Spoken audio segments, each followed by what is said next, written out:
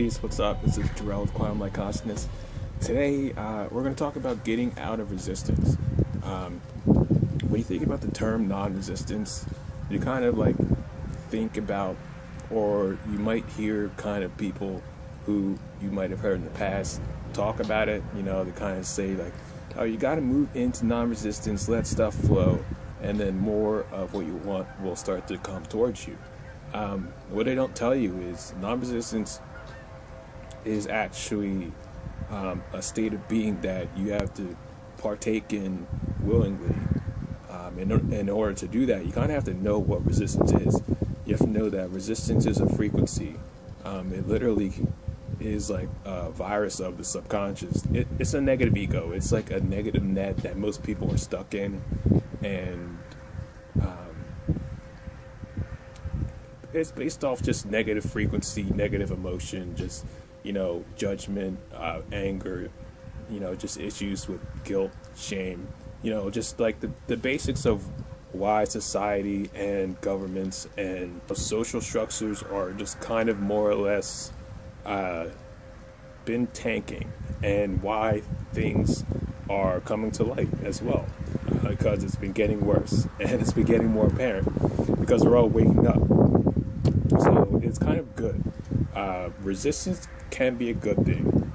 It exists. Honestly, my definition of resistance is insanity. It literally is like arguing with the wind. So to get out of resistance, you have to not argue with what is and what isn't. Okay, you have to not argue with what is and with what is not, by just not engaging more than you have to.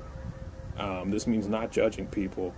You kind of have to like deprogram that, because if you exist on the planet, you exist in the karma of the entire planet, and the entire planet is not awake. The galactic beings who monitor the planet, they look at the planet as one person, and that one person, they see that person as a schizophrenic individual, as a bipolar schizophrenic person that you do not want to agitate more than you have to, because they're working out their issues. So if you're in this space, that means that, you know, on the planet, you know, you feel a lot of people's stuff, because you know other people are going through their stuff, their awakenings, whether they're waking up or not. Like, they have issues that are unresolved, whether they're going to look at them or not. And you're kind of in the middle of that. So if your friends, family, co-workers are constantly in argument and resistance, then it'll try to get through like osmosis to you, and you kind of have to stop that. You have to be aware of that, and by you being aware of that, first off, shows you how resistance works. It works as a test. It literally will push you to the limits of your emotional and mental composure. Okay, to show you how to shift into sovereignty. Like, are you going to let this negative emotion continue to just bang off you, or are you going to sit in your sovereignty and really embody who you actually are? Like, you know, you are not pain, you're not judgment, you're not guilt. You're not going to let just a negative emotion who somebody is unconsciously projecting, and based off of their own creation, they don't know they're creating it. Like, somebody could literally unconsciously blame you for something that they had happen to them, and that frequency of blame could get into your field, and then you could be guilty about anything else in your life going wrong. You know, it works exactly like that. Just like unconscious garbage comes in, and you have to be strong enough to be able to like block it. So this subconscious virus is like an emotional and mental field that must consciously and consistently be deprogrammed and clear until it's gone. Yeah, and the only way to do it is to monitor your energy and identify the loops by the frequency. So if you get judgment, you know, if you get fear, anger, guilt, patterns of thought, you want to look at those patterns of thought.